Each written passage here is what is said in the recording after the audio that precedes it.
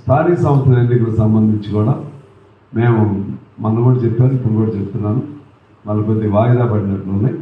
ఆ వాయిదా పడినటువంటి ఎన్నికల తర్వాత అయినా ఒక మంచి ఆలోచనతో కాంగ్రెస్ పార్టీ చేయకపోతే కాంగ్రెస్కి నష్టం అవుతుంది. ఇక్కడ రాష్ట్రంలో సరే చిన్నగా వాళ్ళ ఎకానమీ కొద్దిగా గాడిలో పడుతున్నట్టున్నా ఇంకా చాలా సమస్యలు ఉన్నాయి. రైతులు కానీ ఇటువంటివన్నీ కూడా ఉన్నాయి, హామీలు ఉన్నాయి. ఈ హామీలన్నింటినీ ఎలా పరిష్కారం చేస్తారో ఒక శ్వేతపత్రం గవర్నమెంట్ విడుదల చేస్తే బాగుంటుంది. ఎందువల్లంటే ఇప్పుడు మీరు తీర్చలేరు అనుకోండి, తీర్చలేకపోతే ఇంత మేరకు తీరుస్తామని చెప్పండి. ఇప్పుడు బకాయిలు ఉన్నాయి, చాలామంది బకాయిలు, ఏది విద్యార్థులు ఫీజు రియంబర్స్మెంట్, హాస్పిటల్స్, కాంట్రాక్టర్లు, చిన్న చిన్న వేతన జీవుల వేతన